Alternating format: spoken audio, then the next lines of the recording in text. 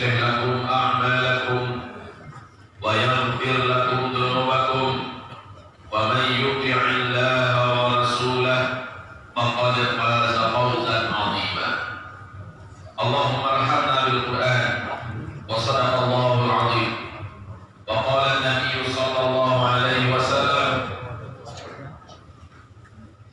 ألا إني قد جئتكم بها بيضاء نقية ليلها كنهارها لا يزيغ عنها بعد ذلك إلا هالك.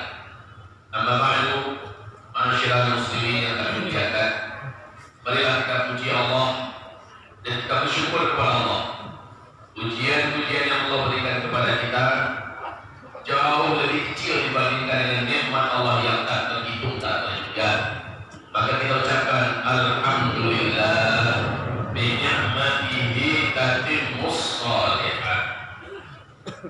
Setelah itu sama-sama juga kita sampaikan salawat dan salam kita untuk kekasih Allah dan kekasih kita besar, Asyraful Anbiya wal Mursalin, Sayyidina Muhammadin sallallahu alaihi wasallam. Allahumma salli ala Sayyidina Muhammad wa ala ali Sayyidina Muhammad kama sallaita ala Sayyidina Ibrahim wa ala ali Sayyidina Ibrahim wa barik ala Sayyidina Muhammad wa ala ali Sayyidina Muhammad kama barakta ala Sayyidina Ibrahim wa ala ali Sayyidina Ibrahim fil alamin innaka Hamidum Majid.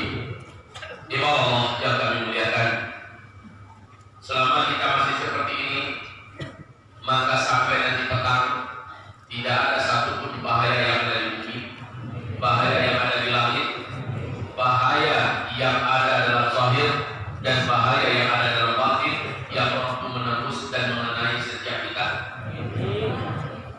Rasulullah menjamin, bila sholat subuh menjelang matahari terbit kalian isi dengan zikir, maka sampai petang hari semua keselamatan Allah tumpahkan untuk kalian, semua mudarat Allah lindungi kalian. Tapi jangan hanya sekali seminggu, karena hari-hari itu dalam seminggu ada 7. Berarti dalam seminggu 7 pagi kita zikir macam-macam. Kalau tidak dalam acara yang dikoordinir seperti ini, ya di rumah kita masing-masing, dia di masjid persoalan rumah kita di rumah kita masing-masing, terjaga seperti ini terus. Zikir pagi yang dari Rasulullah SAW adalah benteng, lebih hebat daripada manusia, lebih hebat daripada cucian tangan disinfektan, lebih hebat daripada suntikan ini vaksin itu segala macamnya. Tetapi orang banyak tak meyakini dan tidak mengikuti perkara ini. Hamba Allah yang kami muliakan, 156 negara sekarang yang sudah terinfeksi oleh COVID-19 atau novel coronavirus ini. 156 negara, sehingga 2 hari yang lalu resmi WHO mengumumkan ini sudah menjadi pandemi, sudah mendunia dan menggerogoti seluruh sendi-sendi kehidupan, menghancurkan seluruh tiap-tiap ekonomi setiap negara. Sudah banyak nyawa yang melayang dari itu. Tidak terkira hewan ternak yang tidak terurus dan mati karena orang-orangnya harus dikarantina, tak boleh keluar dari rumah mereka. Tidak terkira sawah ladang pertanian yang terbengkalai dan digarap oleh hama, dihabisi oleh burung, disingkat oleh belalang raksasa dari gurun. Ini bencana berlapis-lapis. Ke depan kita semua akan dilanda oleh kelangkaan pakan dan kelaparan yang global. Benar Bapak Ibu, saya tidak mau mengatakan ini. Kalau boleh saya mau di rumah saja, ngurus pesantren, ngurus santri, ngurus keluarga. Akan tetapi seperti yang disampaikan oleh Bapak Suparkah tadi, 4-5 tahun yang lalu saya sudah menyampaikan apa-apa yang akan terjadi menurut hadis Nabi, dan seperti yang beliau katakan, lebih 90% sampai akan terjadi semua sekarang. Dulu saya mengatakan, Nabi mengatakan di akhir zaman akan terjadi di mana ada saatnya umatku nanti terhalang melaksanakan ibadah umrah ke tanah suci dan ibadah haji. Maka apa yang disampaikan dulu terjadi sudah. Dulu saya mengajak kaum muslimin, ayo bapak, ibu, mari dari sekarang kita mulai menabung dalam bentuk emas, karena nanti emas akan melejit, harganya sangat mahal, dan orang lama-lama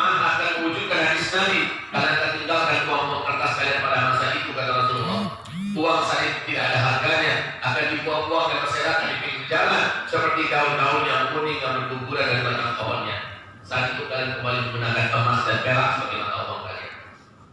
Sekarang, wahai Bapak Ibu, kehancuran di ekonomi global, krisis moneter paling mengerikan sebentar lagi di ujung hidung kita, insya Allah.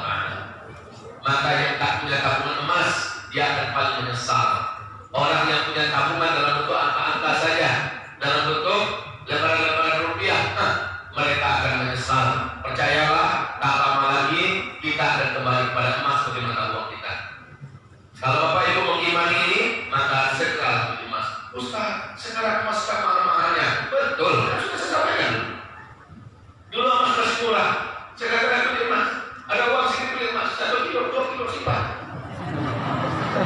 Kebanyakannya. Sudah, kalau tak sanggup, 1 gram, 2 gram. Simpan Pak. Daripada simpan dalam bentuk rupiah. Toh kapan-kapan kita perlu uang masih bisa diuangkan. Apa ruginya, betul tidak? Wahai Bapak Ibu, hamba Allah yang kami muliakan. Jadi ke depan yang akan kita hadapi setelah ini, yaitu kelangkaan pakan. Karena tahu Bapak Ibu, belalang raksasa yang bisa menggigit manusia yang masuk ke Cina sekarang. Belalang ini adalah belalang turun, ini belalang terganas. Dia makan satu hari mampu menghabiskan stok makanan dari pertanian dan lahan-lahan perkebunan yang ada, dapat memakan jatah 35.000 orang manusia satu hari. Sementara bulan April nanti menurut PBB jumlahnya akan menjadi 500 kali lipat lebih banyak dari sekarang. Bencana apa ini wahai Bapak Ibu? Saya ingat bencana yang sama Allah datangkan pada Fir'aun dulu yang sombong. Allah datangkan dulu kepada Romawi yang jumawa dan merasa paling perkasa. Allah binasakan mereka dengan hama. Ratusan juta hektar lahan pertanian dan perkebunan di Tiongkok daratan habis dimakan oleh ulat bulu. Serangan ulat bulu di sana juga, karena keseimbangan itu sudah hilang Bapak Ibu. Yang bisa memakan ulat bulu dan dimakan oleh mereka. Maka terjadilah amukan alam dengan izin Allah Subhanahu wa Ta'ala. Afrika sedang merana dan menderita karena serangan belalang ini. Arab juga sikat. Arab tak banyak perkebunan. Kemudian Pakistan dan India sekarang masuk Cina. Dan kita mengkhawatirkan bulan April kalau ini membengkak di 500 kali lipat seperti yang dikatakan oleh PBB, maka ini akan membawa kepada petaka baru lagi yang mungkin saja lebih ganas daripada corona. Terjadi kelangkaan pakan. Dampak kelangkaan pakan ini adalah wujudnya hadis Nabi Sallallahu Alaihi Wasallam. Nabi berkata, nanti uang kalian yang banyak, gaji kalian yang banyak pada masa itu di akhir zaman takkan mampu memenuhi kebutuhan utama kalian. Harga mahal, sulit dapat. Disitulah manusia akan saling berantem. Disitulah manusia akan saling berbunuh-bunuhan. Di dalam hadis Sahih Bukhari dan Muslim, maaf, saya sangat takut menyampaikan ini. Tetapi apa yang mau saya lakukan? Saya tidak punya lagi solusi kemudian saya wajib sampaikan. Bapak Ibu lah yang akan mencari solusi masing-masing. Dalam hadis Sahih Bukhari dan Muslim, di kitab Al-Adabul Mufrad, dikatakan oleh Rasulullah SAW di akhir zaman, sebelum kiamat terjadi, karena akan menyaksikan kehidupan yang sangat berat, di mana hanya demi sepotong roti, tetangga rela membunuh tetangganya sendiri karena lapar. Hanya demi sepotong roti, tetangga tega membunuh tetangganya sendiri karena lapar. Apalagi detik-detik menjelang Dajjal keluar, ada 3 tahun kemarau ekstrim berturut-turut. Kalau nggak salah saya 2017 di sini ya. Saya sampaikan dulu dakwah saya 2017 saya pernah sampaikan bahwa menurut para pakar ahli dan para ahli bumi kita akan terjadi 3 tahun berturut-turut kemarau ekstrim di seluruh dunia dari 2019 sampai 2022. 2019, 2020 tahun pertama, 2020, 2021 tahun kedua, 2021, 2022 adalah tahun ketiga. Dan Rasul mengatakan menjelang Dajjal keluar ada 3 tahun kemarau berturut-turut yang berat di muka bumi ini. Kita sudah merasakan bagaimana kemarau 2019 kemarin, berat dan panjang, panas. Maka yakin percayalah Bapak Ibu, tahun ini akan lebih berat daripada tahun sebelumnya, akan lebih lama daripada tahun sebelumnya. Hasbunallah ni'mal wakil, ni'mal maula, ni'mal nasir.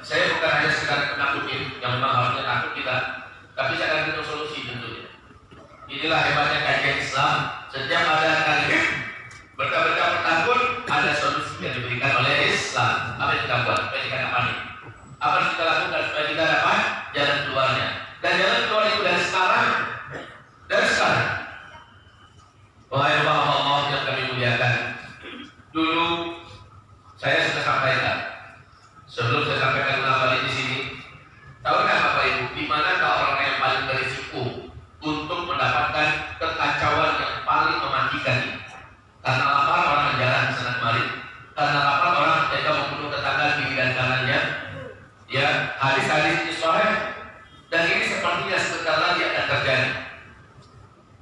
Itu hanya akan berlaku di tempat-tempat kepadatan penduduk, di sana bercampur aduk antara orang beriman dan orang fasik, antara orang beriman dengan orang zalim, antara orang beriman dengan yang tidak beriman, antara orang beriman dengan orang kafir. Saat mereka lapar, mereka akan memporak-porandakan kehidupan sekitarnya demi bertahan hidup. Maka Nabi berkata sebagai orang beriman di akhir zaman adalah yang melarikan dirinya dan hartanya, membawa keluarganya, menyelamatkan agamanya ke bukit-bukit, kata Rasulullah. Di sini memang belum saya sampaikan, tetapi di bagian banyak kajian saya sampaikan. Baiknya Bapak Ibu sudah punya komunitas di daerah perbukitan, jauh dari kota, jauh dari laut, tinggi dari laut, jauh dari gunung-gunung berapi. Bukit itu dapat dibuat perumahan, tanahnya subur, bisa bercocok tanam, bisa bertani, dan ada sumber-sumber mata air. Dan di tempat tanah itu dikapling-kapling. Orang yang boleh tinggal dengan kita adalah orang yang soleh-soleh, orang yang taat, yang bertakwa, orang beriman. Yang tidak lurus, mereka layak-layak menjadi tetangga-tetangga kita. Nah, Bapak Ibu, mulai dari saat kita boleh membuat rumah di sana, maka pertanian mulai digarap, peternakan mulai dikerjakan. Insya Allah menjadi chaos di kota. Di tempat kita tinggal, kita sudah punya satu tempat bersama yang kita sepakati, yang sudah siap rumah kita di sini. Ingat Bapak Ibu, apa kata Rasulullah? Nanti kita akan memasuki seluruh kota-kota dunia. Kenapa kota harus kita indah di akhir zaman? Kalau sekarang silakan tetap tinggal di kota, beraktivitas kita biasa. Tapi ada tempat yang kita siapkan. Yang penting, sebelum tempat itu kita pakai, biarkan pesantren memakai. Biarkan lembaga-lembaga tahfiz Quran yang menggunakannya mengalir pahala kepada kita. Terawat ya, betul Pak? Nah, wahai Bapak Ibu, ini sudah saya anjurkan. Ada beberapa sebab, karena sebab dajjal hanya akan masuk di kota-kota saja. Dan ketika itu bumi sedang kering, air sangat langka, makanan tidak didapat. Orang asa hidup. Sementara dajjal datang membawa hubungan makanan. Dia akan memberikan makanan itu kepada yang sujud kepadanya, yang menyembahnya sebagai Tuhan. Dan dajjal akan mengatraksikan kemampuan yang tidak ada satupun teknologi bumi ini bisa melakukan kemampuan dajjal. Karena dajjal ditolong dan dibantu oleh seluruh setan di bumi. Wahai Bapak Ibu yang dimuliakan, tapi dajjal akan mengetahui ada kampung-kampung yang diisi oleh orang-orang yang beriman dan bertakwa. Kampung itu airnya tetap mengalir, tanahnya tetap subur, rezekinya melimpah ruah, isinya adalah orang soleh yang bertakwa. Maka dajjal datang ke kampung itu dan menawarkan diri, akulah Tuhan yang kalian sembah selama ini. Orang-orang beriman yang bertakwa di kampung itu berkata, bukan, engkau adalah dajjal yang diberikan Rasulullah kami tentang engkau. Dajjal marah dan meninggalkan kampung itu sambil meninggalkan kutukan. Kampung itu langsung menjadi kering, tanah-tanaman langsung menjadi mati, hewan ternaknya mati, dan dajjal pergi meninggalkan kampung itu. Tapi hanya sebentar kejadian itu, Allah kembalikan kembali. Nah, ini pentingnya kita mempersiapkan kampung-kampung akhir zaman. Wahai Bapak Ibu yang dimuliakan, ditambah sebelum dajjal keluar, kelaparan yang menjadikan orang membunuh kesana kemari. Solusinya adalah saat terjadi kelaparan, kita sudah punya komunitas di perbukitan. Kenapa di perbukitan? Jawabannya, karena air laut akan naik dengan tajam. Akan terjadi banyak kota-kota yang tenggelam, Bapak Ibu. Kota-kota tepi pantai akan banyak yang tenggelam. Ini peneramaan, sekali lagi ini adalah hadis-hadis Rasulullah SAW.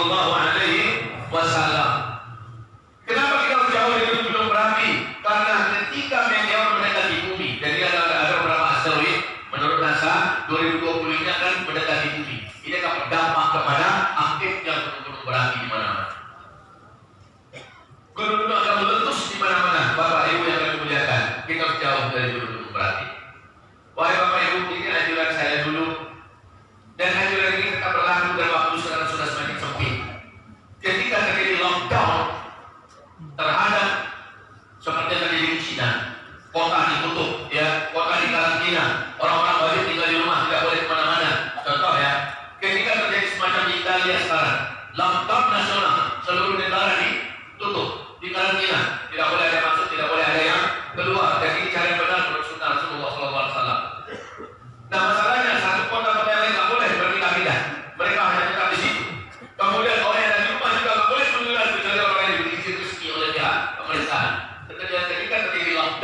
Baik Bapak Ibu kita muliakan, ketika itu terjadilah seperti terjadi di Wuhan. Orang sekarang sudah mulai bunuh diri dari duduk-duduk. Karena ada makanan. Hewan karena mereka mati bergelimpangan. Kebun-kebun mereka habis digarap oleh hama. Tidak ada makanan. Kalaupun ada, sudah membusuk, dijual kepada mereka dengan harga selangit. Akhirnya tidak sedikit yang berpasang-pasangan terjun dari gedung. Allah lindungi kita. Orang beriman tidak pantas melakukan ini Pak, Ibu. Dan ketika lama orang brutal, orang ganas, orang membunuh secara kembali. Saya katakan orang beriman sebaik apapun keadaan akan rela dan akan mau membunuh tetangganya sendiri. Betul tidak? Disitulah di akhir zaman kita perlu ada di sebuah komunitas yang komunitas itu hanya orang beriman yang tinggal. Tapi kita maaf, kalau sekarang kita tinggal di orang tidak jelas di kanan kita. Betul tidak? Sudah selayaknya. Tapi Ustaz, itu kalau tinggal di daerah seperti itu kan butuh dana. Kami harus bikin kaplingan, kami harus bikin rumah, kami harus siapkan ternak, kami harus siapkan perkebunan. Dari mana kami dapat uang Ustaz? Kami ini bukanlah orang mampu. Ekonomi kami terhitung miskin ke bawah. Oh, udah kalau begitu.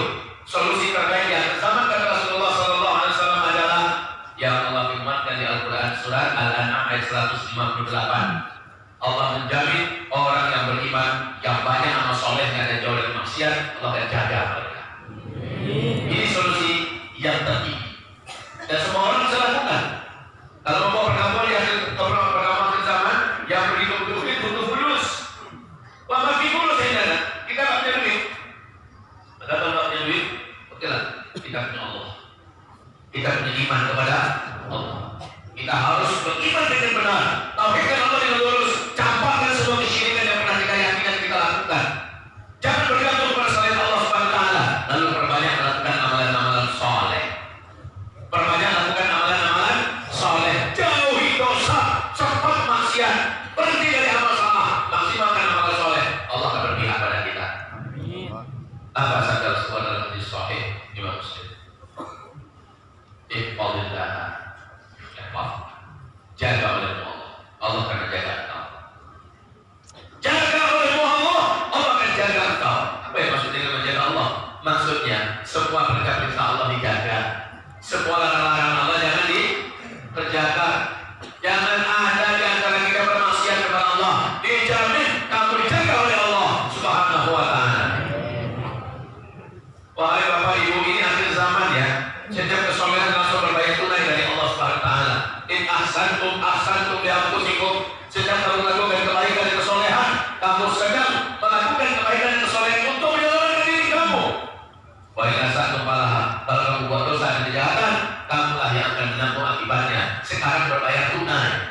Orang berbuat baik akan langsung dirasakan tak lama waktu setelah dia melakukan kebaikan. Orang melakukan kejahatan dibayar tunai oleh Allah langsung dalam waktu yang tak lama. Coba lihat, baru-baru saja India melakukan kejahatan kepada kaum muslim di New Delhi, di India. Apa yang terjadi sekarang?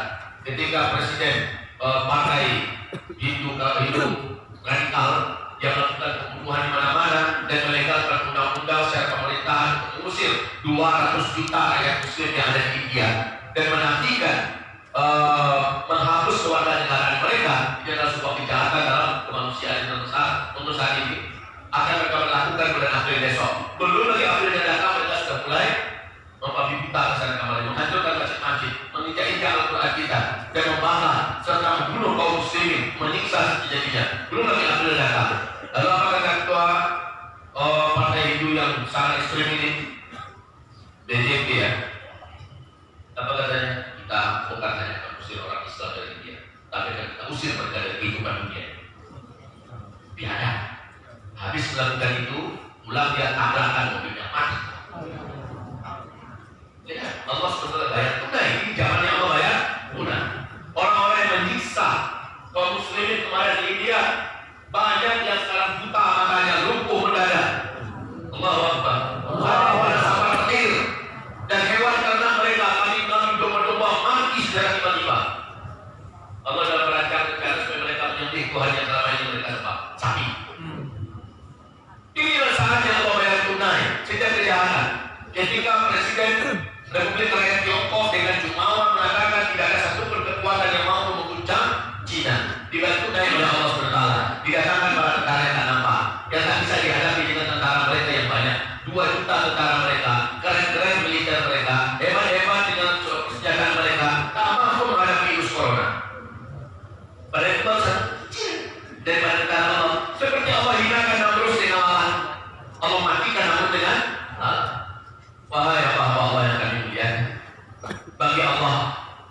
Walillahi junudus samawati wal ardh. Milik Allah seluruh tentara yang ada di langit dan di bumi. Jadi kita orang beriman, Bapak Ibu, kebaikan yang kita kerjakan sekarang akan langsung berbuah kepada kebaikan. Dibayar mentah. Jangan ragu-ragu. Tapi ingat, ketika kita bermaksiat hari ini, maka dalam waktu tak lama Allah bayar mentah juga dirasakan langsung akibatnya. Ini akhir zaman ya, beda dengan sebelumnya. Sekali lagi ingat, ini akhir zaman. Allah Subhanahu wa Ta'ala bayar cash. Allah bayar mentah. In ahsantum li anfusikum wa in asatum falaha. Kalau kamu melakukan kebaikan, kamu akan langsung mendapatkan akibat kebaikan yang kamu kerjakan itu diri kamu. Dan bila kamu melakukan kejahatan, kamu akan langsung merasakan akibat dari kejahatan itu untuk diri kamu. Maka kita sebagai orang Islam yang ada iman, tak layak pula kita macam orang kafir yang tak kenal Allah. Mereka borong masker, mereka borong makanan, mereka borong ini. Ya, kalau mereka punya duit, sampai-sampai harganya brutal, tak peduli. Dan kita tak begitu, Bapak Ibu. Ya, kita sudah diberikan benteng oleh Allah SWT. Benteng kita siapa? Sebutkan nama Allah yang bisa mendatangkan manfaat, yang bisa mendatangkan mudarat. Sebutkan nama Allah. Apa namanya? Allah itu Asmaul Husna, punya 99 nama terbaik. Coba sebutkan nama Allah yang artinya adalah Sang Maha Memberi Manfaat, Sang Maha Memberi Mudarat. Coba sebutkan nama Allah itu apa namanya? An-Nafi', Al-Dhar. Ulangi. An-Nafi', Al-Dhar. Yang Maha memberikan manfaat, yang Maha memberikan mudarat. Api makhluk Allah bukan? Api makhluk Allah bukan? Bisa memberikan mudarat apa tidak? Tidak. Yang bisa memberikan mudarat adalah Allah. Bila Allah masukkan mudarat itu, maka dia pun bermudarat. Bila Allah cabut mudarat itu, dia tidak akan bermudarat. Salah kalau kita mengatakan api bisa memberikan mudarat kecuali dengan izin Allah. Jadi itu sudah menjadi sunatullah. Hai api, jadi kamu dingin, jangan lupakan Ibrahim. Siap ya Allah, api pun dingin ketika itu. Allah cabut mudaratnya. Virus corona makhluk Allah apa tidak? Jawab, virus corona makhluk Allah apa tidak? Apapun virus-virus yang ada di muka bumi makhluk Allah apa tidak? Ia menimbulkan mudarat virus apa Allah? Allah adalah Allah. Dialah yang menimbulkan mudarat. Yakini itu Pak.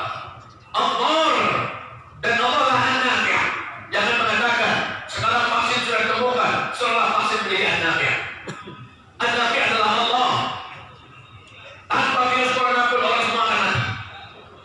Bahkan DBD sekarang sudah 400 lebih orang yang mati karena DBD di Indonesia ini dalam waktu dekat. Kenapa ini tidak bilang? Hah? Bukan virus, bukan penyakit yang menimbulkan mudarat. Bahkan ada orang sehat segar, muda, mati. Tanpa ada rencana untuk mati. Sedang menyampaikan berita, mati. Sedang nyanyi, mati. Sedang main bola kaki, mati. Raja-raja, mati. Rakyat jelata, mati. Polisi jenderal termakan tinggi, mati. Kopral dan orang buruh kasar, mati. Semua orang mati. Allah adalah Allah. Jangan diganti. Ini akidah kita. An-Nafi' adalah Allah. Kalau ada yang berkata dengan obat ini saya menjadi sembuh, obat ini yang menyembuhkan saya, itu syirik kita. Yang menyembuhkan kita adalah Allah. Nah, bukan obat Allah menyembuhkan, tapi Allah perintahkan kita tadawu. Kamu wajib berobat. Kalau kamu sakit, kamu wajib berobat. Tapi yang menyembuhkan kamu bukan obat. Kamu berobat karena kamu menjalankan perintah Allah dan Rasul. Karena taat.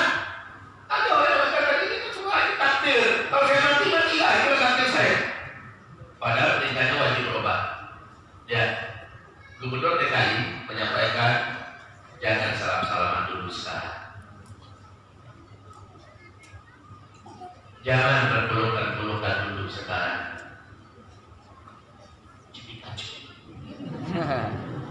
Sekarang jangan dulu, walaupun itu baik. Walaupun itu adalah sunnah Islam. Bersalaman bisa menggugurkan dosa-dosa. Orang-orang kafir saja di luar sana. Kemarin Pangeran Charles turun dari mobil mewahnya. Hampir saja dia salaman ingat dia. Salaman ala Sunda aja. Ya. Begitu aja dulu sementara. Kalau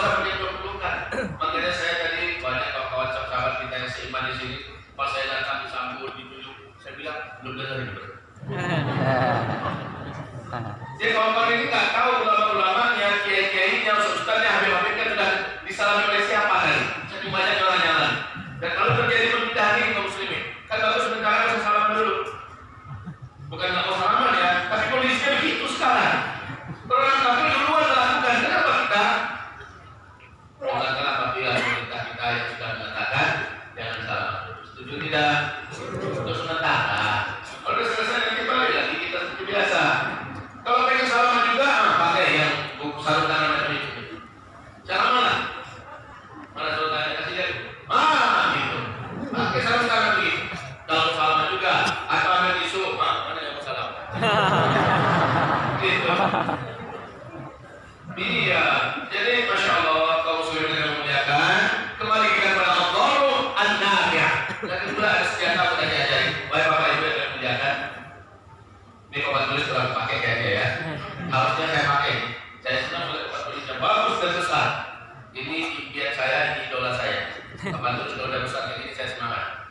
Nah, cuma karena waktu kita sangat kasih dan tipis sekali. Insyaallah kita nanti setengah 8 selesai bubar dan kita berdoa tentunya. Kemudian kita selesai. Wahai Bapak Ibu kami muliakan. Apa yang terjadi berikutnya setelah ini? Menurut ada hadis Nabi ya, kita lihat nanti bulan Ramadan masih dilarang orang melaksanakan ibadah umroh. Kita lihat nanti, kalau masih dilarang lampu kuning itu kuncinya. Lampu kuning. Kalau berkepanjangan larangan ini sampai ke musim haji, demi Allah itu lampu merah. Bila sampai ke musim haji orang terhalang melaksanakan ibadah, demi Allah pencipta langit dan bumi, saya nyatakan di depan Bapak Ibu semua, seluruh bumi akan mengalami bencana-bencana alam yang paling mengerikan. Jadi tandanya nanti bulan Ramadan. Ustaz tidak terjadi. Alhamdulillah kita sujud-sujud bersama-sama. Berarti Allah masih sayang kepada kita. Allah masih beri kesempatan bagi kita untuk memperbanyak amal saleh. Tapi kalau ternyata Ramadan tetap dilarang, awas lampu kuning. Kalau sampai larangannya berlaku sampai haji, maka haji menjadi terwujud. Akan ada tahun di bulan Ramadan terhalang melaksanakan ibadah haji dan umrah. Jika demikian, inilah zamannya kita akan menyaksikan bencana-bencana alam yang akan mengerikan serentak seluruh dunia. Tahu nggak Bapak? Penstabil bumi ini adalah tanah haram. Poros bumi ini ke Sidratul Muntaha adalah Ka'bah. Penyeimbang bumi ini adalah orang-orang tawaf sekitar Masjidil Haram. Hawa dosa, kegelapan maksiat yang dihasilkan oleh para pelaku dosa dari orang kafir, orang musyrik, orang munafik, orang zalim, orang fasik, orang mujrim, dan seluruh orang ateis segala macamnya, itu mengeluarkan hawa hitam yang membuat bumi mengutuk, yang membuat langit tidak menerima, yang membuat laut berdoa kepada Allah, izinkan kami ya Allah, menjadi penjalur asapmu kepada makhluk-makhlukmu yang Tuhan dan kepadamu. Setiap para pelaku dosa mengeluarkan hawa hitam yang mengerikan Pak, dan ini membuat bumi tidak rela Allah dimaksiati. Bumi berdoa kepada Allah. Yang membuat laut tidak rela Allah dimaksiati. Laut biar berdoa kepada Allah, minta izin kepada Allah agar Allah izinkan mereka mensunamikan bumi ini. Udara juga tidak rela untuk hidup. Langit juga mengutuk minta izin pada Allah agar turun petir dan segala macamnya. Iman Allah yang kami muliakan. Selama ini Allah masih tahan, tapi ini akhir zaman Allah akan tahan. Nah, yang mampu menjinakkan bumi adalah selama orang masih tawaf di sekitar selama orang masih umroh ke Masjidil Haram. Pahala di sana dipatkan oleh Allah 100.000 kali lipat. Supaya mampu mengimbangi hitamnya hawa dosa yang diciptakan oleh manusia yang jahat. Ketika hawa bumi yang begitu putih dan bersih keluar dari amal soleh orang yang beramal di tanah haram, maka itulah yang menstabilkan bumi ini Pak. Ini menyimbangnya. Tapi sekarang orang sudah dilarang untuk melaksanakan ibadah ke tanah suci gara-gara virus corona. Apa Allah yang akan dimuliakan? Maka bencana apa yang akan dialami oleh kita? Saya khawatir lebih panjang dan lama. Kalau sempat sampai Ramadan sudah lampu kuning, akan dimulai berbagai macam kegaduhan yang dahsyat dan bencana-bencana yang hebat. Dan kalau sampai musim haji selesai sudah, siap-siaplah kita bertemu dengan Allah dalam berbagai bencana besar yang akan terjadi. Banyak amal soleh sekarang. Kuatkan doa. Ya Allah, hentikan corona.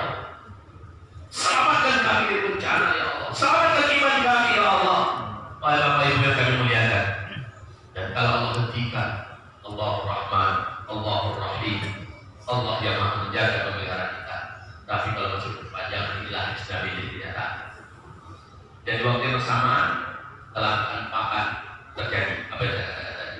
Kelaparan merata di mana-mana. Orang menjadi buta dan membunuh demi makan, minum. Dan saat itu solusi bagi orang-orang yang beriman adalah kata Rasulullah SAW, wahai Bapak Ibu, berarti tak lama lagi hantaman meteor menabrak bumi. Dan ini menimbulkan dukhon, tanda besar kiamat yang pertama. Sebelum itu terjadi, kata Rasulullah SAW, akan ada pertanda lagi. Bila penguasa Mekah Madinah, ketika mati seorang penguasa yang di Mekah Madinah, lalu 3 orang pangeran memperebutkan jabatan kekuasaan. Untuk sementara informasi bagi Bapak Ibu, 3 pangeran yang sangat berkuasa di Arab Saudi sekarang lagi perang dingin menunggu Raja Salman meninggal adalah Pangeran Muhammad bin Abdullah, anak kandungnya Raja Abdullah bin Arab Saudi sendiri. Yang kedua anak kandungnya Raja Salman sekarang, Muhammad bin Salman. Dan yang ketiga adalah Khalid bin Talal, orang terkaya dan termasuk orang yang cukup kuat sekali di Arab Saudi, punya militer juga. Ini 3 orang ini siap-siap untuk saling berebutan kekuasaan. Ketika Raja Salman nanti tiada. Sekarang kondisi Raja Salman di usia 84 tahun sudah sangat lemah, penyakitan, hukuman. Kalau mati, 3 orang ini kita lihat. Kalau sempat mereka berkelahi, berebutan kekuasaan, maka apa yang dikatakan Nabi di akhir zaman terjadi di masa kita. Kemudian Rasulullah SAW mengatakan, bisa jadi coronanya berhenti, tapi kadang-kadang perang di kerajaan Arab Saudi, orang itu tetap dilarang masuk. Karena tak ada jaminan keamanan. Dan negara-negara itu pasti melarang rakyatnya jangan berangkat di sih, kan? Dari perang karena tak boleh berangkat saja. Ini juga bisa jadi. Jadi segalanya mungkin sangat besar terbuka peluang sekarang oleh Bapak Ibu yang disediakan. Dan satu lagi kunci. Kalau di waktu yang sama bersama dengan ini semua ya, di waktu yang sama terjadi kan gempa-gempa di Mekah dan Madinah. Itu kunci inti. Terjadi tidak gempa-gempa di Mekah dan Madinah? Mungkin tidak gempa terjadi di Mekah dan Madinah. Mungkin, kenapa? Bisa jawab? Jawabannya benar Pak. Tapi kenapa? Bisa jawab tidak? Barakallahu fiik. Jawaban yang sangat benar. Ada lagi yang lain? Ada lagi yang lain? Jawabannya sudah sangat benar. Karena sudah tidak ada ketawa. Bapak Ibu, kita waktu kecil sering main gasing kan? Kita sering main gasing. Ibu kok dia? Maka Bapak akan jawab. Baru suka main gasing dulu. Iya, main kita waktu kecil dulu. Wahai Bapak Ibu, coba lihat gasing. Ketika dia berputar sangat kencang, ya, maka dia seimbang. Selama orang masih tahu sebenarnya apa bumi ini masih akan memberikan keseimbangannya. Karena untuk perputaran jarum bumi ini adalah energi raksasa yang dihasilkan dari orang-orang yang tahu. Bumi ini akan terus berputar dengan tenang, stabil. Tapi ketika ini sudah semakin sedikit, apalagi tidak ada lagi yang tahu sebenarnya apa, berbahaya untuk bumi ini Bapak Ibu. Makin lemah putarannya, maka gasing semakin goncang. Gasing semakin bergetar. Makin melemah sebelum dia jatuh, dia akan semakin bergetar. Ini akan terjadi dengan bumi. Maka saya katakan, kalau sampai berkepanjangan sampai hati selesai sudah, bencana-bencana besar akan terjadi di seluruh muka bumi. Ya Allah. Dan ini tidak disadari oleh pemerintahan kerajaan Arab Saudi. Maaf, di situ siapapun ustaz, ulama, kiai yang berani bicara tentang akhir zaman pasti ditangkap. Karena yang banyak kena itu Saudi. Itu yang bicara akhir zaman yang paling banyak kena adalah Saudi. Dengan apa ya Pak? Dan sekarang yang paling menghidupkan hati kita bukan hanya orang yang larang untuk umroh. Air Zam-Zam pun dilarang keluar. Dengan apa ini kan? Mengikuti ini tidak. Air Zam-Zam pun ditutup. Tak boleh ambil Zam-Zam. Jadi dengan ini saya sangat yakin program virus novel corona adalah buatan Illuminati. Kita hanya Dajjal yang mengendalikan Yahudi seluruh dunia.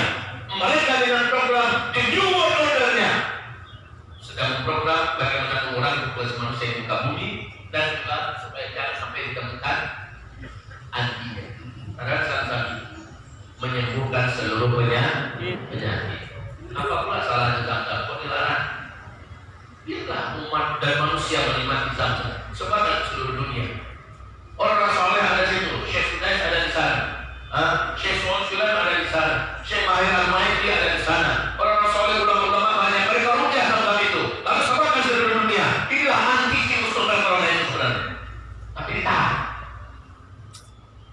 Suatu hal yang aneh terjadi di akhir zaman ini. Tapi akhirnya bagi orang yang beribu aneh lagi. Memang akal mereka kok. Ya sudahlah, Allah Maha Adil. Nggak boleh ada Zam-Zam. Allah berikan kita senjata.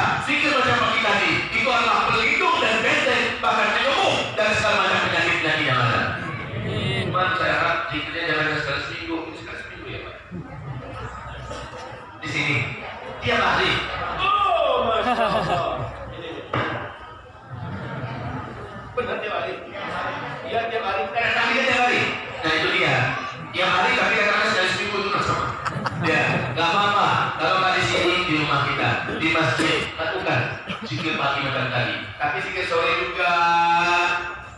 Zikir sore juga itu Ramadan, anti dari segala macam kejahatan, anti segala macam virus, anti segala macam makar, anti segala macam kebusukan dan keburukan di bumi ini adalah zikir pagi dan petang. Lakukan itu, zikir pagi dan petang. Menjelang maghrib 45 menit menjelang maghrib, Nabi perintahkan seluruh umatnya masuk ke dalam rumah-rumah kalian, bawa istri-istri kalian, bawa anak-anak gadis kalian, bawa anak-anak kecil kalian masuk rumah, kunci pintu, kunci jendela, zikir dalam rumah sambil menunggu matahari dan gelap. Ini perintah Rasul.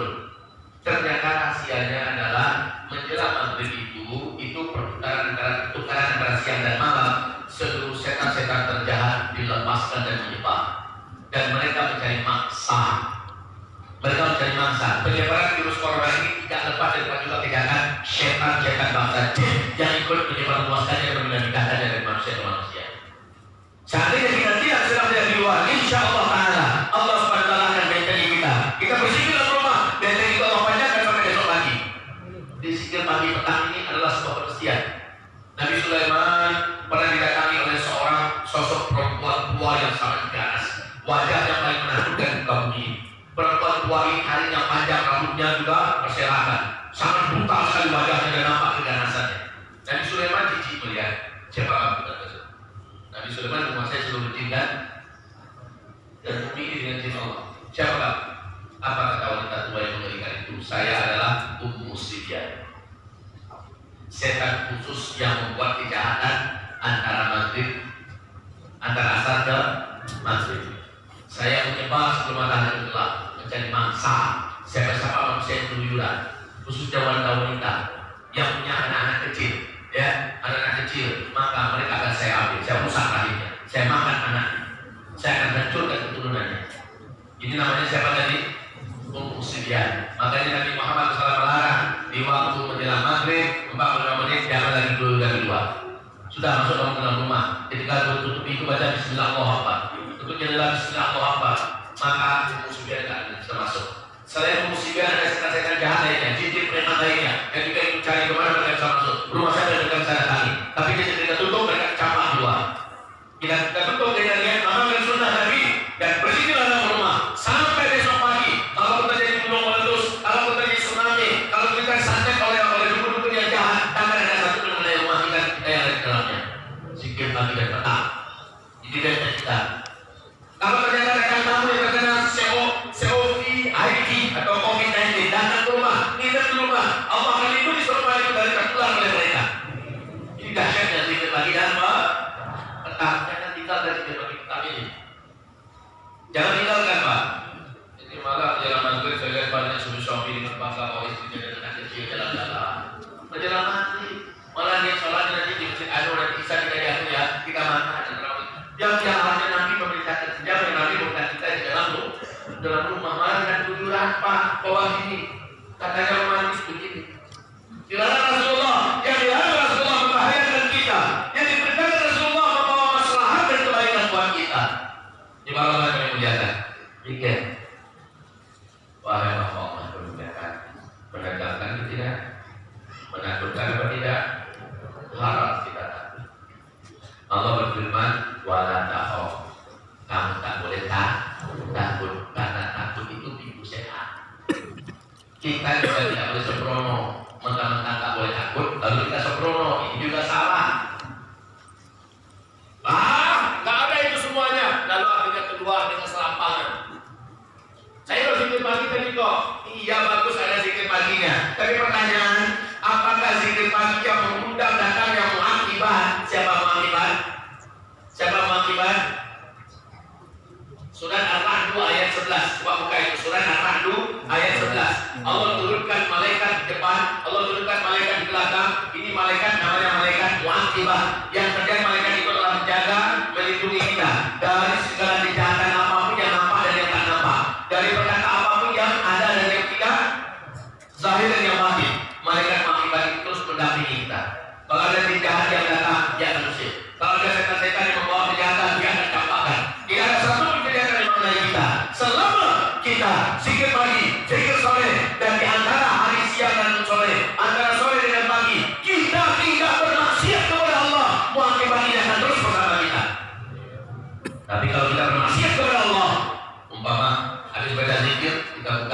kotor. Selesai sudah, semua akibat meninggalkan kita. Zikir-zikir pelindung yang mendatangkan sir pelindung kita dicabut oleh Allah Subhanahu wa taala. Ketika kita bermaksiat, maka tidak ada lagi pelindungan dari Allah untuk kita. Hati-hati mata, pergi ke airport banyak yang tak pantas pakainya, kita kelapor, kita kotorin. Pelindung itu pun dicabut oleh Allah. Baik berupa mereka semua akibat atau sir gaib yang Allah datangkan. Oleh Bapak Ibu yang dimuliakan, ketika Syekh Abu Rauf Halimah meruqyah seorang wanita Prancis, ditanyakan kepadanya, ternyata bisa dipanggil di Muslim. Kalian tahu dengan virus corona? Dijawab, kami tahu. Apa yang kalian tahu tentang virus corona? Yang di Cina. Maka virus itu diciptakan oleh manusia. Yang melakukan penciptaan itu adalah Illuminati Freemason, dan disimpan di Cina. Terjadi kebocoran, kamilah yang menyambutnya dan kami yang menyebarkannya ke sana kemari. Yang kami pilih adalah orang-orang di luar Islam, bagi seluruh orang Cina yang tidak Islam. Ditanya oleh Syekh Abu Rauf Halimah, kenapa kalian melakukan ini? Kami balas dendam, kami tak rela, kami tak menerima perlakuan mereka kepada saudara kami dalam manusia Muslim di Uighur, Xinjiang, Cina. Jadi ini kami lakukan dalam rangka balas dendam. Ditegur oleh Syekh Abu Rauf Halimah, kamu tak boleh balas dendam, kamu tidak boleh melakukan ini, ya, stop perbuatan kalian. Taubatlah kalian kepada Allah, dinasihati, dan akhirnya mereka berjanji tidak akan melakukannya lagi. Tapi apa katanya? Terlanjur. Sekarang setan-setan pun dari kalangan bangsa jin sudah ikut pula menyebarkan ke sana kemari untuk memperbanyak calon penghuni neraka. Setan-setan. Baik, setelah itu jin muslim yang sudah keluar dipanggil salah satu setan yang bergerak itu. Tanyakan, betul kalian melakukan itu? Betul. Kemudian ditanyakan, apakah kalian menyerang muslim juga? Kami tak mampu menyerang orang muslim. Kenapa? Karena mereka mengeluarkan cahaya dari tubuhnya. Tapi orang muslim yang membuat dosa dan maksiat kami bisa tembus mereka. Coba lihat, ketika kita tidak berbuat maksiat, ketika kita tidak melakukan dosa, cahaya itu sempurna keluar dari tubuh kita. Itulah sir gaib yang Allah datangkan kepada kita. Tidak ada virus corona yang bisa dihantar oleh setan-setan. Karena kata Rasulullah, tidak ada yang namanya penyakit menular dengan sendirinya. Dia akan terjadi penularan dengan bantuan setan, atau terjadi penularan dengan disengaja bersentuhan atau disuntikan. Makanya dilarang jangan bersentuhan. Maaf, masker itu bukan solusi, ya. Tapi bersentuhan langsung, cipika-cipiki, berciuman, berhubungan intim, ya. Kemudian kalau itu bersih dengan kita oleh terkena virus corona, kita tepat di depannya dan hidup oleh kita, itu yang masuk. Sementara yang di bawah saja begitu, kalau pekerjaan setan itu tidak akan mungkin terjadi. Jadi kami tidak bisa menembus orang Islam yang taat, orang Islam yang taat. Makanya saya katakan jangan buat maksiat. Oke, Ustaz, apa lagi yang terjadi setelah ini? Saya lanjutkan. Yang terjadi setelah ini adalah bumi akan menghadapi peperangan besar di seluruh dunia. Dan ini adalah sesuatu yang paling kita benci. Perang besar, sesuatu yang tidak disukai. Tapi Bapak Ibu tahu tidak? Kenapa rahasia? Kenapa di fase kelima? Sebentar. Nabi mengatakan ada 5 fase. Ini dari Muhammad diutus, ya. Ada 5 fase. Fase pertama, Islam dipimpin oleh Rasulullah. Fase kedua, kaum muslimin dipimpin oleh para sahabat dengan sistem khilafah. Fase ketiga, Islam dipimpin oleh khalifah dengan sistem kerajaan yang menggigit, ya. Dan ini kita sekarang di fase keempat, ya. Di fase keempat, Islam sedang tidak memimpin dunia. Sementara fase pertama, kedua, ketiga, Islam memimpin 2/3 dunia. Kecil kali ya. Ustaz, apa tentunya besar pun satu dari kecil. Karena ini hanya sampai lewat. Saya yakin cukup menakutkan apa. Nah, fase kelima nanti Allah janjikan dalam Al-Quran surah An-Nur ayat 55. Fase kelima, Islam akan kembali memimpin seluruh dunia. 100% dunia ini dipimpin oleh Islam. Allahu Akbar. Dan yang jalan di segala sistem khilafah dan jihad dinubuah kata Rasulullah. Ternyata ini Allah umumkan dalam Al-Quran surat An-Nur surah 24 ayat 55. Bahwa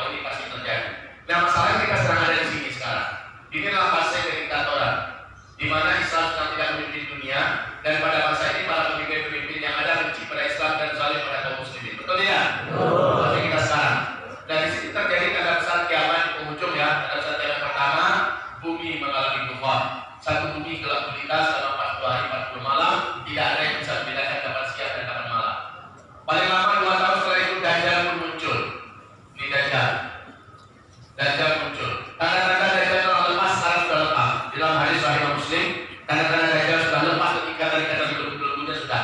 Kata Nabi, antara dia lepas dengan dia muncul ada waktu 40 kata Nabi. Dan setelah itu dia membebaskan setan-setan terkuat dan terjahat yang dulu di penjara dari Sulaiman alaihissalam. Berarti setan-setan itu sekarang telah dilepaskan oleh Dajjal. Ya. Sebelum dia muncul, dia sudah mempersiapkan segala kekuatan pasukannya dari bangsa setan, bangsa jin, dan juga memperkuat makhluk di muka bumi. Setelah itu paling lama ada 1 tahun, 2 bulan, 2 minggu, Allah datangkan tanda besar kiamat yang ketiga, dan inilah yang bisa membunuh Dajjal. Allah turunkan Nabi Isa alaihissalam. Setelah Dajjal dibunuh, Nabi Isa menghadirkan salib-salib di muka bumi. Orang-orang berbondong-bondong masuk Islam, pajak-pajak dihilang oleh Nabi Isa, babi-babi disuruh kuburkan dan sebagainya. Maka belum lagi dunia dikenal, muncul dalam tanda kiamat besar yang keempat, dan ini menjadi penutup fase keempat, yaitu lepasnya Ya'juj dan ini Allah sebutkan dalam Al-Quran, Ya'juj dan Ma'juj. Bapak Ibu yang kami muliakan, dengan doa Nabi Isa Allah musnahkan saudara Ya'juj. Inilah dia keluarnya virus paling ganas sejak bumi ini diciptakan oleh Allah. Ya'juj dan Ma'juj ini nanti akan dihabisi oleh virus bakteri kuman yang paling ganas, di mana Nabi Isa berdoa sejak maghrib seluruh Ya'juj Ma'juj yang hampir memenuhi seluruh bumi kata Rasulullah langsung diserang oleh virus dari mana datangnya, oleh kuman bakteri yang menyebabkan mereka malam itu mati serentak seluruh bumi. Besok paginya mereka sudah membusuk menjadi bangkai yang menjijikkan. Bumi ini penuh dengan bangkai-bangkai, hama-hama virus daripada bangkai-bangkai itu terbang sehingga burung-burung yang terbang di atas itu mati kata Rasulullah. Lalu Nabi Isa mendoakan kepada Allah, bersihkan bumi ini ya Rabbal Alamin. Allah datangkan ke bumi ini burung-burung raksasa yang leher mereka seperti leher onta dan besarnya sebesar leher onta. Burung itu turun dari langit. Saat banyaknya jumlah mereka, gelap gulita langsung langit seperti malam, tengah malam yang tanpa bintang. Gelap gulita, dan burung-burung ini menuju ke bumi dan membawa bangkai-bangkai Ya'juj dan Ma'juj. Pertanyaan, di mana kamu untuk Allah simpan sekarang? Kemana bangkai-bangkai ini dibawa oleh burung-burung tersebut? Jawabannya Allahu a'lam. Hanya Allah lah yang tahu. Intinya tinggallah serta-serta bangkai dan ular-ular yang berserakan di dalam muka bumi ini. Dan bisa berdoa lagi kepada Allah, maka Allah datangkan hujan yang sangat lebat 3 hari berturut-turut, maka bumi ini menjadi bersih kembali. Kemudian setelah itu barulah masuk masa-masa aman. Ini masa-masa aman di mana dunia bagaikan dalam surga. Tidak ada penyakit satupun di muka bumi, tidak ada penyakit. Tidak ada kejahatan, tidak ada perang sama sekali, tidak ada kemiskinan, tidak ada beban hidup, tidak ada kelaparan, tidak ada bencana dan musibah. Dan orang yang hidup di dunia bagaikan terasa dalam surga. Seluruh kekayaan di muka bumi kata Rasulullah muntah ke permukaan, dipimpin oleh khilafah Islamnya. Seluruh orang di muka bumi kaya raya, tidak ada lagi orang yang mau menerima zakat, infak, sedekah, bahkan dihadiahkan emas 2 telapak tangan penuh emas, ditolak aja itu oleh tetangga karena mereka juga kebanyakan hartanya. Ini fase kelima. Dan pada masa ini kata Nabi, jumlah lelaki 1 berbanding 50 wanita. 1 laki-laki 50 wanita. Jadi Allah, ini Rasulullah mengatakan, semua yang sampai hari ini adalah hadis-hadis sahih dari Rasulullah SAW. Ada mana kaum laki-laki? Kaum laki-laki banyak Allah habiskan dalam perang yang saya katakan tadi, akan terjadi perang besar. Wahai Bapak Ibu, Nabi mengatakan sebelum kiamat terjadi akan kering terlebih dahulu sungai Efrat di Iran dan akan ditemukan gunung emas. Nanti seluruh lelaki di muka bumi akan membawa senjata-senjata mereka ke Irak untuk berperang meredukan gunung emas itu. Dari setiap 100 orang lelaki yang berperang di sana mati 99. Cuma 1 yang hidup itu merupakan marah-marah dengan berduka. Setiap mereka berkata, syukurlah saya yang hidup itu. Coba bayangkan. Dan sekarang informasi, wahai Bapak Ibu, 12 Februari 12 Februari tahun 2013, majalah bergengsi di Amerika Serikat yaitu New York Times telah memberitakan secara resmi sungai Efrat di Irak sudah susut airnya 60%. Menurut prediksi para pakar dan ahli mereka, 2014 sungai Efrat akan kering total. Ternyata benar. Maret 2014 sungai Efrat kering total, sudah tidak berair sampai sekarang. Hadis Nabi dari kenyataan zaman kita. Sungai Efrat sampai sekarang sudah tidak berair lagi di Irak. Kemudian George Walker Bush, mantan presiden Amerika Serikat, di depan Bilang Putih mengumumkan bahwa satelit Amerika telah menemukan di bawah bumi Iran terdapat gunungan emas yang sangat besar. Maka Amerika bersumpah sebagai polisi dunia dia akan jaga emas ini. Apa yang digambarkan Nabi terjadi di zaman kita. Tinggal tunggu peranannya lagi nanti. Sekarang Bapak Ibu tahu Rusia sudah mulai berhadapan dengan NATO dan Amerika. Cina juga nggak tanggung ngalang benci marah dendam sakit hatinya kepada Amerika sekarang. Mereka yakin virus novel corona ini Amerika yang buat ditanam di Cina. Lalu terjadi perkelahian. Maka kemarahan mereka mungkin akan berlangsung dengan perang yang sejati, perang sebenarnya. India, Bapak Ibu tahu bagaimana dengan kelakuan India ini, dan mereka adalah blok timur. Sekarang arah menuju kepada perang itu sudah apa? Kita berlindung pada Allah Subhanahu Wa Taala. Kita tahu banyak laki-laki ini masalahnya. Masalahnya ketika masa emas bumi ini kita yang laki-laki 1 berbanding 50. Yang punya makan berpoligami lakukan nanti kasih 5. Gimana Bu? Siap menghadapi ini? Siap menghadapi ini? Saya tidak siap. Betul Ibu? Ibu siap? Kalau boleh memilih dan kalau boleh kita berdoa pada Allah. Wafatkan hamba ya Allah sebelum 2 hari ini terjadi. Betul tidak? Tapi minta wafat itu haram. Tak boleh minta wafat, tak boleh minta mati kepada Allah. Yang benar adalah ya Allah, bila Engkau melihat hidup hamba ini ke depan masih baik, iman hamba masih terjaga, maka izinkan hamba terus melanjutkan hidup ini dalam ketakwaan dan ketaatan kepada Engkau. Tapi bila Engkau mengetahui dan Engkau yang Maha tahu bila hidup ini ke depan bahaya buat iman hamba, bahaya buat agama hamba, bahaya buat masa depan akhirat hamba, maka izinkan hamba meninggalkan dunia ini sebelum huru hara yang menghancurkan iman hamba itu terjadi. Itu doanya boleh. Tapi doa matikan saya sekarang ya Allah, tak boleh. Anak gadis kecil saya waktu itu masih kelas 5 SD, mungkin karena seringnya dengar ceramah saya tentang Dufan ya, ancaman meteor. Dia berdoa, doa itu terdengar oleh kami suami istri, membuat kami ketawa. Apa kata doa anak gadis saya?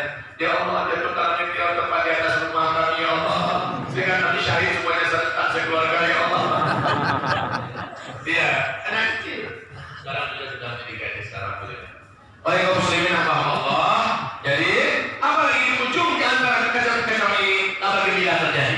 Rasulullah berkata saat Mekah Madinah sedang kacau-kacaunya, sedang berdarah-darah, sedang kelaparan, sedang ribut-ributnya, ketika itu Baitul Maqdis akan dimerdekakan oleh hamba-hamba Allah yang terkuat di zaman itu kata Rasulullah Sallallahu Alaihi Wasallam. Alhamdulillah Baitul Maqdis sekarang sudah resmi dijajah kembali oleh musuh Allah dan musuh kita bersama. Amerika Serikat yang dipimpin oleh Donald Trump dia sudah mengumumkan bahwa Baitul Maqdis adalah ibu kotanya Israel. Berarti tak lama lagi, apalagi Israel bersumpah ya, akhir 2019 Israel bersumpah akan menjadikan seluruh Palestina milik mereka tahun 2020. Mereka akan meningkatkan kebrutalan mereka untuk merampas seluruh Palestina.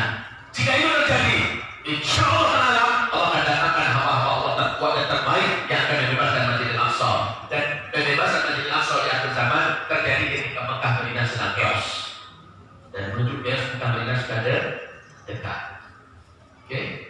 Tadi saya katakan dekat chaos Mekah Madinah termasuk tumpah-tumpah, termasuk bertumpahan darah bertukar ke kekuasaan. Wahai Bapak Ibu, sejak 2016 Mekah Madinah yang dipimpin oleh Kerajaan Arab Saudi sekarang sudah resmi menjadi negara liberal. Betul tidak? Pintu-pintu dosa maksiat dibuka lebar-lebar dan berubah sekarang. Betul apa tidak? Maka Umar bin Khattab pernah naik ke atas mimbar ketika terjadi gempa di Madinah. Zaman Nabi pernah terjadi gempa. Nabi langsung tahan tangannya di atas tanah, lalu Nabi berkata, "Hai bumi tenang, bukan sekarang masa kamu gempa." Kenapa? Langsung bumi diam. Kalau gempa terjadi zaman kita, Bapak yang buat macam itu. Nggak level kita, nggak makam kita, makam Rasulullah. Ya. Nanti di akhir zaman gempa terjadi Mekah Madinah kata Rasulullah. Nah, kenapa? Para sahabat tahu dari Rasulullah gempa bumi terjadi di Mekah Madinah kalau dosa sudah dibuat terang-terangan. Makanya ketika Umar bin Khattab yang memimpin, terjadi gempa langsung Umar naik ke atas mimbar, mukanya merah, matanya melotot, dan suaranya menggelegar. Apa kata Umar? Siapa yang sudah berbuat maksiat secara terbuka dan terang-terangan agar saya memimpin? Dia menganggap dia gagal memimpin karena memimpin itu harus menghentikan dosa dan maksiat. Sekarang gempa terjadi pertanda ada yang berbuat dosa maksiat terbuka dan terang-terangan. Sementara dia masih hidup. Dia bersumpah demi Allah, saya akan katakan nanti pemerintahan ini, saya akan kawal betul jangan ada maksiat dan dosa yang dibuat. Itu tugas utama pemimpin adalah jangan sampai ada maksiat dan dosa. Ini malah pemimpin memfasilitasi,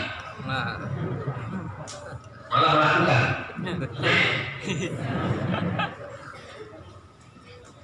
Wahai Bapak Ibu, seluruh sahabat yakin gempa Mekah Madinah itu terjadi ketika maksiat, dan maksiat di Mekah Madinah untuk sejak 2016 sampai sekarang sudah resmi dibuat. Konser musik Antasari dibuat di Madinah Al Munawwarah. Bahkan di Mekah juga sudah masuk dosa dan maksiat. Ketangkap oleh warga masyarakat. Lagi ada pesta kemudian pernikahan kaum gay di Mekah. Askar yang tidak dibuat mau billah ya Allah. Wahai muslimin, jadi jangan heran kalau gempa lagi terjadi perselisihan berebutan kekuasaan, gempa terjadi, perkara terjadi, saat itu Baitul Maqdis dimerdekakan. Nah Bapak Ibu, bicara tentang Baitul Maqdis, saya ingin ajak Bapak Ibu punya peranan lah kita untuk kemerdekaan Baitul Maqdis. Mau? Siap? Apa caranya? Rasul mengatakan al-imanu fi akhir zaman Syam. Iman itu di akhir zaman adalah di Syam. Siapa saja orang beriman, hatinya pasti terbawa ke Syam. Wasyam bi Palestin, wasyam bi Palestin. Jantung Syam itu adalah Baitul Maqdis. Siapa yang peduli ke sana, yang hatinya tertuntun ke sana, jiwanya terbawa ke sana, pembela aja diberikan ke sana.